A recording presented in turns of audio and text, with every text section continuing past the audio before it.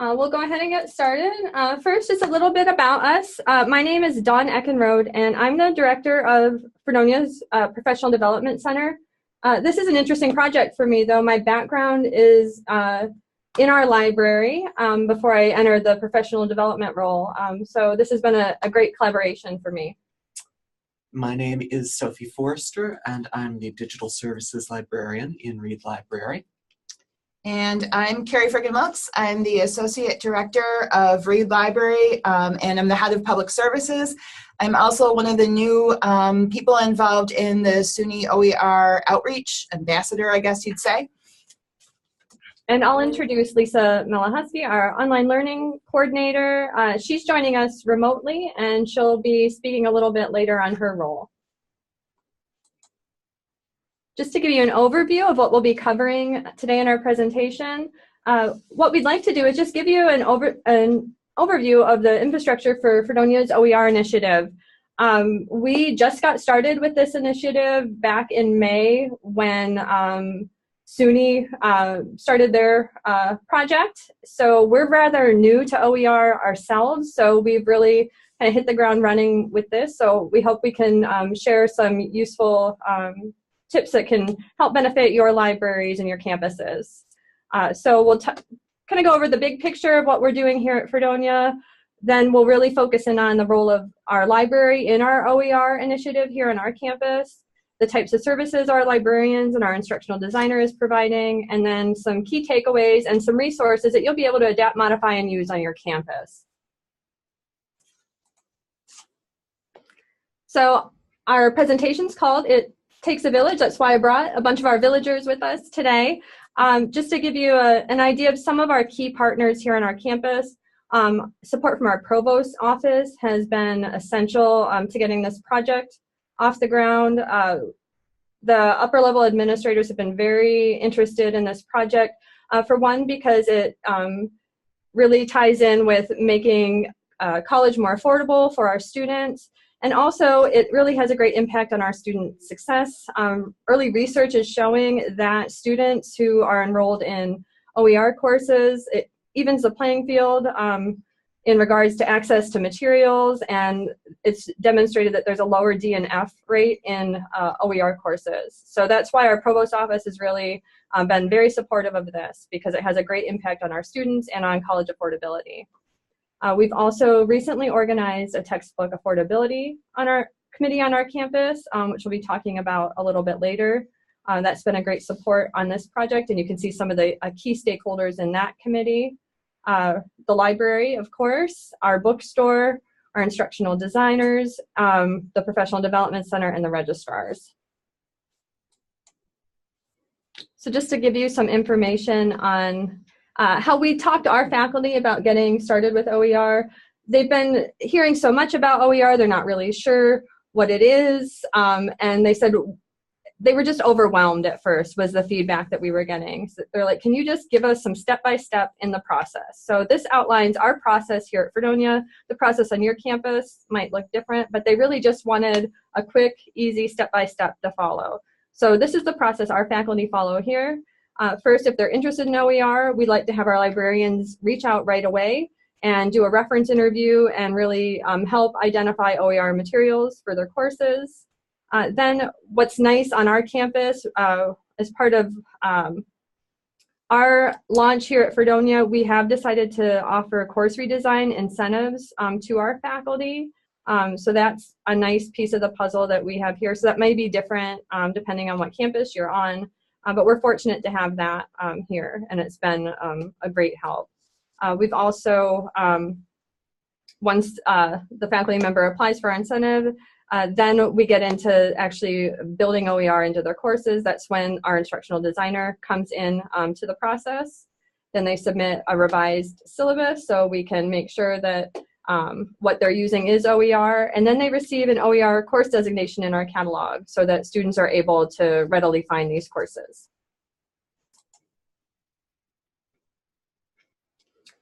So just to give you an idea on our faculty programming and the way that we've really raised awareness of the OER project among our faculty, the first thing that we did was just send out a quick correspondence to campus And we included a questionnaire just to find out, hey, who's already using OER? That way we could see who some of our early adopters were and some of the key partners and relationships we'd be developing. And so we just brought those faculty together with our librarians, our instructional designer, our PDC, and our bookstore. And we talked a little bit about what are people doing, what are people's interests with OER. So we really got a sense of what our faculty already were doing and what types of supports they were looking for. And then we launched through some campus-wide events that we've been hosting on our campus for several years now, our annual Teaching and Learning Conference.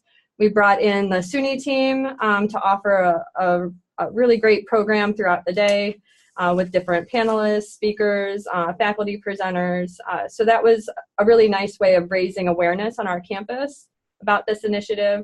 Now we also have 2 professional development days scheduled throughout our fall and spring semester we don't have classes on those days, and we've been offering OER programming on those days too. So those are some dedicated programs that we've been able to infuse OER into.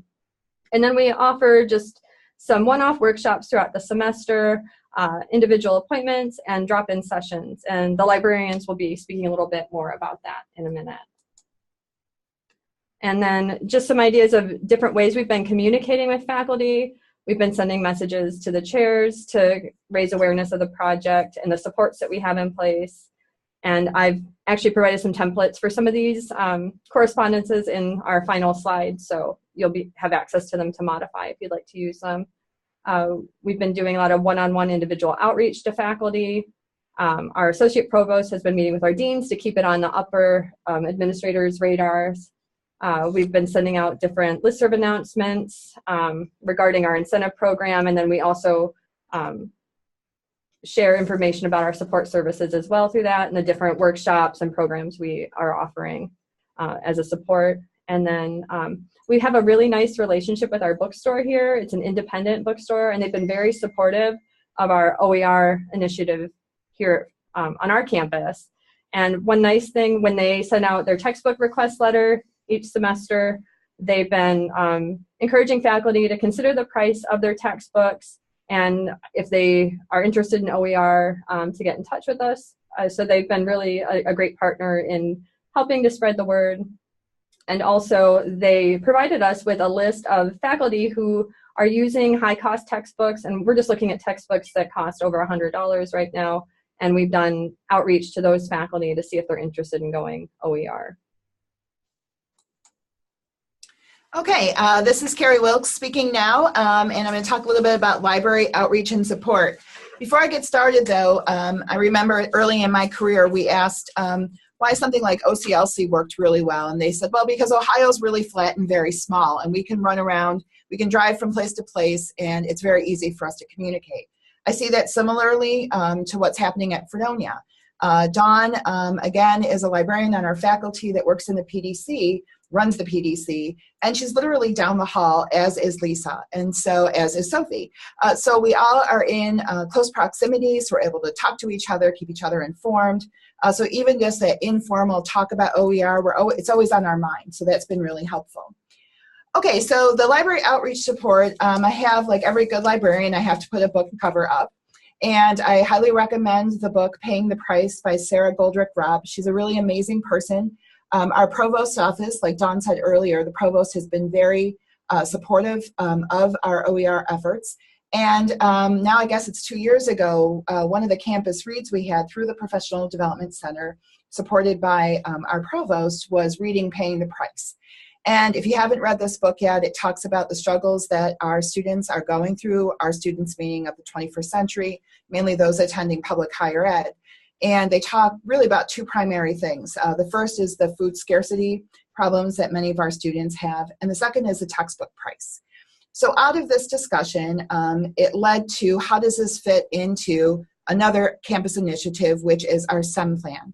That is the Student Enrollment Management Committee on campus. We had a consultant in, I guess now 3 years ago, that was tasked with helping Fredonia to focus on both recruitment and retention efforts. And also early in my career, I remember attending SUNY SUNYLA, and someone brilliantly said, make sure you push yourself onto every committee.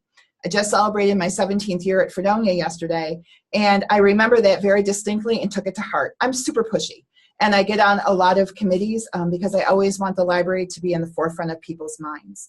So I got myself on the retention committee. Those of us that have been in reference for a long time know that we do a lot of retention. So from all of this, getting on these committees, being part of the book club, I positioned myself really well to say, hey, wait a minute, I'll take up the textbook affordability committee.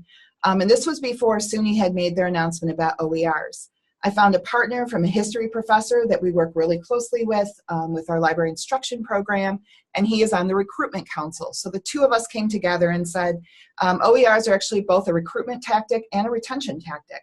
And so we formed the committee. Then we have the OER initiative come in from SUNY. And of course, Don and I are right down the hall from each other. And we talked about bringing in the Textbook Affordability Committee to assist with our OER initiatives. And so we already had this, this committee in place. And now this committee actually helps to review the applications that come in for the incentive reward that Don talked about. So again, the advice that I was given years ago about get on committees, you never know where they're going to lead. And again, the library was always in the forefront of people's mind. People come, run away when I'm there because they know what I'm going to be talking about, which is reference and how it affects our students. And now we're really in this initiative and really well poised to help.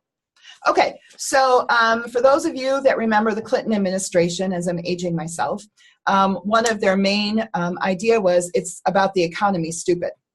I see OER as it's about reference services. This is nothing new for librarians. You have somebody that needs an information need or has an information need. And we're really good historically, forever, in matching people up with resources. So this is a no-brainer for me in helping faculty. It's faculty outreach, and it's really good, fun reference work for those of us that miss those hard, challenging questions that maybe we don't get as much anymore. Sophie and I have taken on the role of reference, and she'll talk more about how we, what the expectations are. But I can tell you we do a ton of pre-searching. The faculty will send us their syllabi. We usually pull together a Google Doc saying, I've gone here, I've gone there. We go through the OER textbooks, but we also look for websites that might work. We also integrate library resources. Remember that 20% of the OER initiative from SUNY can be non-OER materials. So I see it as a wonderful in for pushing things like ebooks, educating our faculty about linking to documents as opposed to embedding them, getting down to the last part of my slide, which is copyright. So we really sit down with these faculty for a long time. It's an ongoing conversation.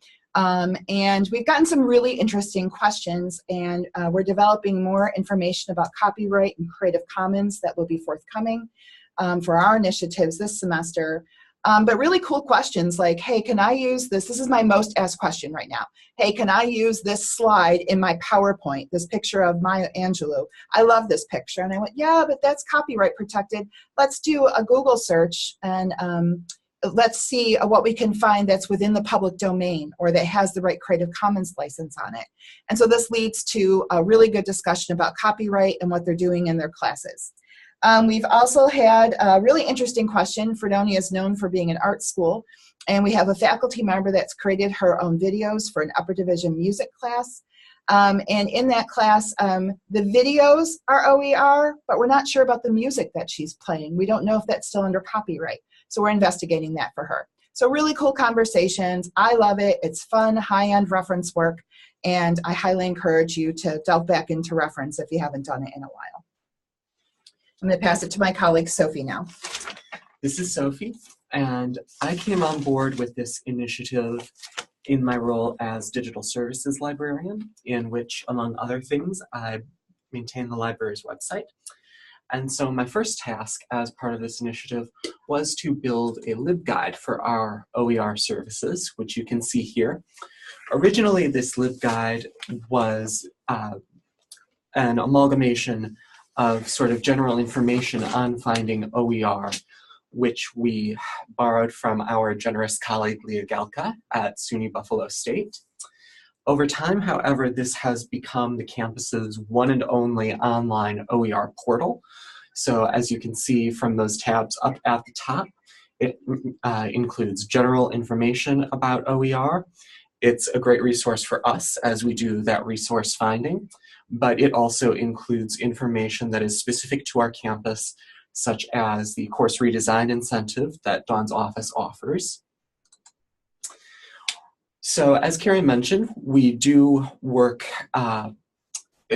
as reference work with the faculty members who need help with OERs, and we do that in two ways. The first way is our discovery labs, which we hold every other week in cooperation with Dawn and Lisa. Those are held as walk-in sessions in which faculty members can drop in, or they can make an appointment if they so choose.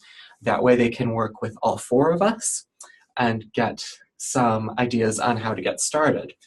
Oftentimes, if that is their first stop, we will ask them to make an individual appointment with Carrie or with me, in which we will work with them one-on-one.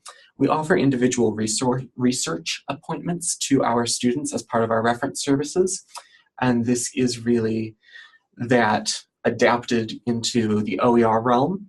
We will go through and pre-search the various OER catalogs, for lack of a better term. We will find some resources that seem to meet the faculty members' need, and then at these individual appointments, we'll discuss those resources with them. We'll also show them places where they can find their own resources.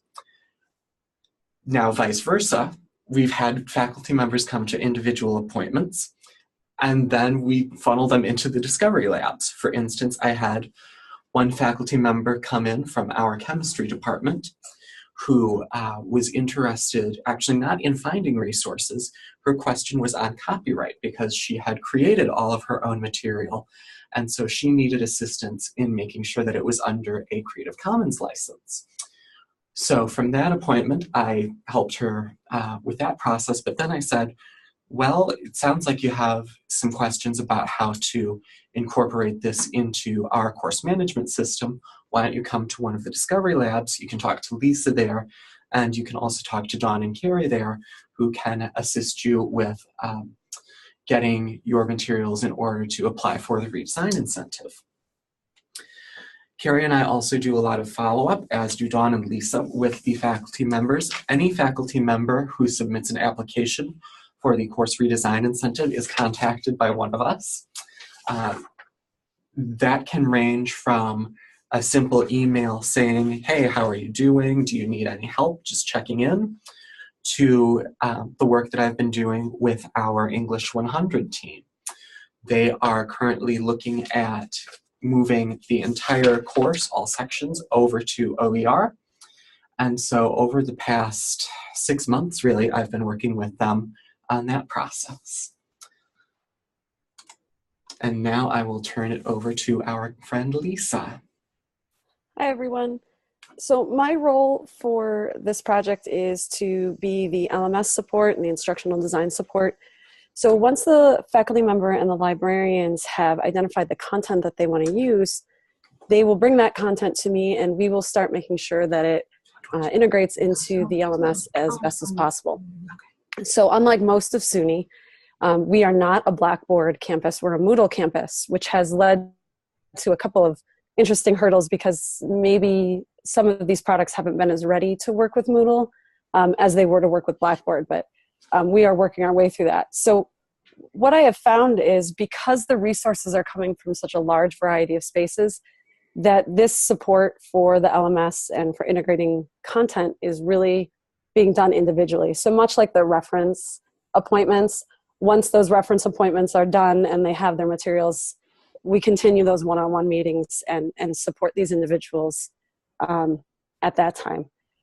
We have been very reliant on our campus with Lumen and OpenStax, both larger OER companies. SUNY has partnered with both of these groups, making it a little more seamless for us to work with them and allowing us to use these without charging the students at all at this point.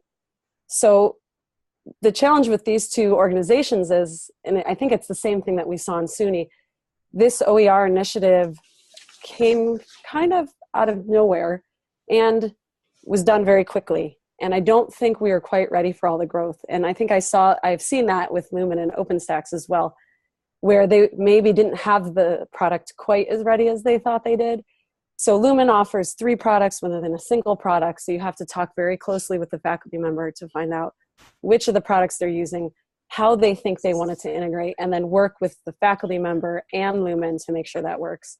Same thing with OpenStax, a slightly different problem because it depends on if they are using a math product, if they're using a history product. That makes the OpenStax content vary in how it will export and when it can be exported. So these were things that we've learned along the way as we worked with these individual faculty members. One of the other things we've been able to do through my office is we work with all of our online faculty, and our online faculty are required to take an online course called BYOC, stands for Building Your Online Course. It's a 4-week online course that helps them set up their first online course and really goes through online pedagogy. And we have been able to put OER into our second module in this course that introduces it, and introduces it in a way that says, hey, since you're already redesigning a course for a new platform, maybe you would be interested in also introducing the OER piece to it. So we've been able to encourage several of our online faculty while they're going through this process to also take a look at these OERs and maybe lose the textbook, which for me removes a barrier of making sure all of our online students get their textbooks in time. So it's been a really nice pairing with our BYOC course. Thanks, Lisa. So just to give you a snapshot of where we're at with OER adoption among our faculty currently, like I said, we just got started in May, but you can see we have a nice mix of disciplines who've adopted OER.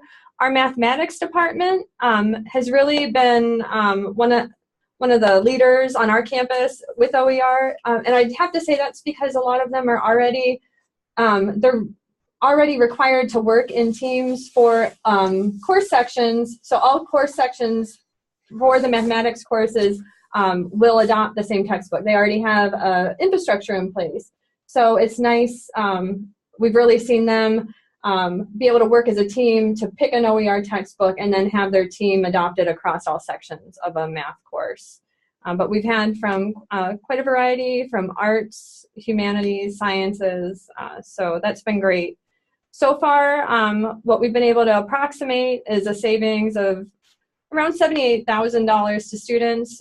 We haven't had all our faculty report their textbook costs and materials, so this is just a rough estimate, but you can see that the savings is significant for our students. We've touched approximately 1,300 students with this project, and you can see that the number of courses that we have and faculty who are adopting OER has been growing. We had 4 courses in the fall, and now we have 13 OER courses running this spring. Just for some final thoughts on this project and some helpful tips for librarians, I think some of your key partnerships would be with your campus bookstore, your teaching and learning center, and your instructional designers. I think there's a lot of great collaboration that can occur there. Also a textbook affordability committee if you have something like that on your campus.